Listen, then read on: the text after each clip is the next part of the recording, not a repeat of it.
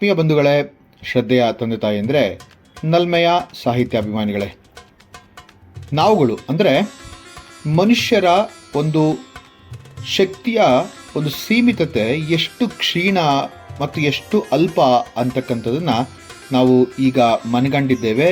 ಎಷ್ಟೊಂದು ಕಗ್ಗಗಳಲ್ಲಿ DVG ಅವರು ಅದನ್ನು ಹೇಳಿದ್ದಾರೆ.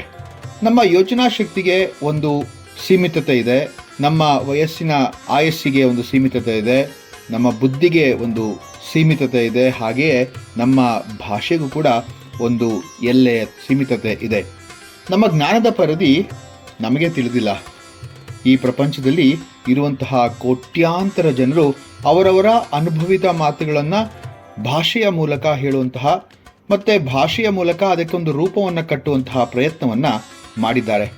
ಅವರವರು ಬರೆದು ಹೇಳಿದಂತಹ ಮಾತುಗಳನ್ನು ನಾವು ಈಗಲೂ ಕೂಡ ಒಪ್ಪಿ ಅದನ್ನು ಪಾಲಿಸ್ತಾ ಇದ್ದೇವೆ.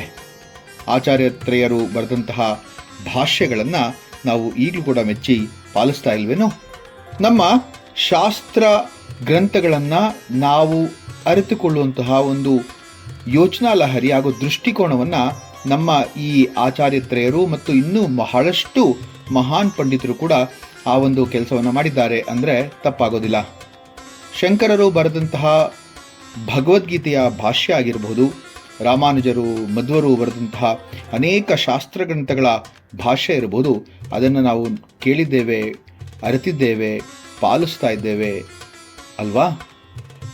ಒಂದು ಮಾತ್ರ ಈಗಲೂ ಜನರಿಗೆ ಅರ್ಥ ಮಾಡಿಕೊಳ್ಳಲಾಗದ ಮತ್ತು ಅದಕ್ಕೆ ಭಾಷ್ಯ ಬರೆಯಲು ಯಾರಿಂದಲೂ ಆಗದಂತಹ ಒಂದು ವಿಚಾರ ಇದೆ. ಅದೇನೆಂದು ಈ ಕಗ್ಗದಲ್ಲಿ DVG ಅವರು ಹೇಳ್ತಾ ಇದ್ದಾರೆ. ಈ 63ನೇ ಕಗ್ಗ ಹೀಗಿದೆ.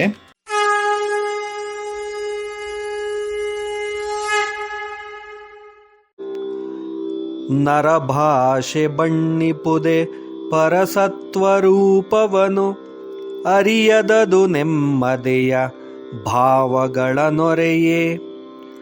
ಪರಮಾನುಭವಗಳುಲಿಯನುಭವಿಗಳೊಳ ಕಿವಿಗೆ, ಹೊರಟು ಯಾನವೋ ಭಾಷೆ ಮಂಕುತಿಮ್ಮ ಮಂಕುತಿಮ್ಮ. ನಿಜಗುಣ ಶಿವಯೋಗಿಗಳು ಹೇಳಿದ ಹಾಗೆ ಅವರವರ ಭಾವಕ್ಕೆ ನರರೇನು ಭಾವಿಸುವರದರಂತೆ ಕಾಣುವನು. ಈ ಮನುಷ್ಯನ ಶಬ್ದ ಸಂಪತ್ತಿನ ಸೀಮಿತತೆ ಅವನು ಈ ಪ್ರಪಂಚವನ್ನು ಸೃಷ್ಟಿಸಿದಂತಹ ಆ ಪರಸತ್ವವನ್ನು ವರ್ಣಿಸಲು ಎಂದಿಗೂ ಸಾಧ್ಯ ಇಲ್ಲ ಅಂತಂದರೆ ತಪ್ಪಾಗಲ್ಲ. ಏಕೆಂದರೆ ಆ ಪರಸತ್ವವನ್ನು ಅರಿಯಲು ನಮ್ಮ ಅತ್ಯಲ್ಪ ಕ್ಷೀಣಬುದ್ಧಿಗೆ ಆಗೋದೇ ಇಲ್ಲ. ಆತನನ್ನು ವರ್ಣಿಸಲು ನಮ್ಮಲ್ಲಿ ಶಬ್ದ ಸಂಪತ್ತಿನ ಸಿರಿ ಇಲ್ಲ. ಆ ಅಗಾಧ ಆ ಪರಮಚೇತನವನ್ನು, ಅದರ ಲೀಲೆಯನ್ನು ಕೇವಲ ಅನುಭವಿಸಿದರಷ್ಟೇ ನಮ್ಮ ಬುದ್ಧಿಗೆ ಸಾಕಾಗೋದು. ಅದನ್ನು ಅನುಭವಿಸಿದಷ್ಟೇ ಮಾತ್ರ ನಮಗೆ ಗೊತ್ತಾಗೋದು. ಅದು ವರ್ಣನಾತೀತ ಅಂದರೆ ತಪ್ಪಾಗೋದಿಲ್ಲ. ಆ ಪರಮಚೇತನದ ಪರಮಾನುಭವವನ್ನು ಭಾಷೆಯಲ್ಲಿ ವಿವರಿಸಲು ಹೋದರೆ ಅದು ಹಳ್ಳ ಗುಂಡಿಗಳು ತುಂಬಿರುವಂತಹ ರಸ್ತೆಯಲ್ಲಿ ಗಾಡಿಯನ್ನು ಓಡಿಸಿದಂತೆ, ಅಂದರೆ ಒರಟು ಯಾನ ಅಂದಿದ್ದಾರಲ್ವಾ, ಹಾಗೆ ಆಗುತ್ತೆ ಅಂತಿದ್ದಾರೆ DVG ಅವರು. ಆ ಪರಸತ್ವದ ಅನುಭವ ಹೇಳಲಾಗದು. ಅದನ್ನು ಪಡೆದ ಅನುಭವಿಗಳ ಹುಲಿಗೆ, ಅಂದರೆ ಹುಲಿ ಅಂತಂದರೆ ಮಾತು, ಆ ಎಟುಕದಂತಹ ವಿಚಾರವದು. ಅದು ಬರೀ ಅನುಭವವನ್ನು ಪಡೆದವರ ಒಳ ಮಾತಿಗೆ, ಒಳ ಮನಸ್ಸಿಗೆ ಮಾತ್ರ ಗೊತ್ತಿರುವಂತಹ ವಿಚಾರ.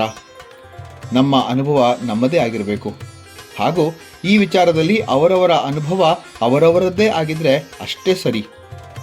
ನಮ್ಮ ಅನುಭವದ ದನಿ ನಮ್ಮ ಒಳ ಕಿವಿಗಳಿಗೆ ತಿಳಿಯಬೇಕು, ಆ ಒಳ ಕಿವಿಗಳಿಗೆ ಕೇಳಬೇಕು. ಭಾಷೆ ಇಲ್ಲದ, ಶಬ್ದವಿಲ್ಲದ ಒಂದು ಶಾಂತ ಸುಂದರ ಅನುಭೂತಿ ನಮ್ಮ ಮನಸ್ಸಿನಲ್ಲಿ ಮೂಡಬೇಕು.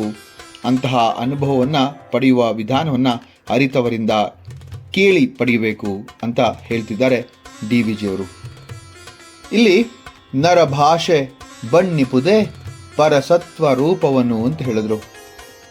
ಮನುಷ್ಯ ಆ ಪರಮಾತ್ಮನ ಸ್ವರೂಪವನ್ನು, ಆ ಪರಮಾತ್ಮನ ರೂಪವನ್ನು ಹೇಳೋದಕ್ಕೆ ಅವನಲ್ಲಿ ಭಾಷೆ ಇದೆಯೇ ಅಂತ ಕೇಳ್ತಾ ಇದ್ದಾರೆ. ಅಂದರೆ ಬಣ್ಣಿಪುದೆ ಅಂದ್ರಲ್ವಾ, ಅಂದರೆ ಬಣ್ಣಿಸಲಿಕ್ಕೆ ಆದೀತೆ ಆ ಪರಮಾತ್ಮನ ದಿವ್ಯ ರೂಪವನ್ನು. ಅರಿಯದದು ನಮ್ಮೆದೆಯ ಭಾವಗಳ ನೊರೆಯೇ. ನಮ್ಮ ಹೃದಯದ ಭಾವನೆಗಳನ್ನು ಹೇಳಲಿಕ್ಕೆ, ಅರಿಯೋದಕ್ಕೆ ಆ ಭಾಷೆ ಸಾಲದು ಅಂತ ಹೇಳ್ತಾ ಇದ್ದಾರೆ.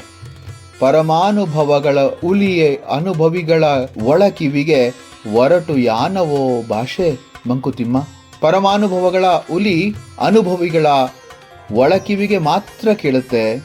ಆ ಭಾಷೆ ಒಂದು ಒರಟು ಮಾಧ್ಯಮ ಅಥವಾ ಆ ಭಾಷೆ ಒಂದು ಒರಟಾದಂತಹ ಯಾನ ಅಂದರೆ ಪ್ರಯಾಣ ಅಂತ ಹೇಳ್ತಾ ಇದ್ದಾರೆ ಡಿ ವಿ ಜಿಯವರು.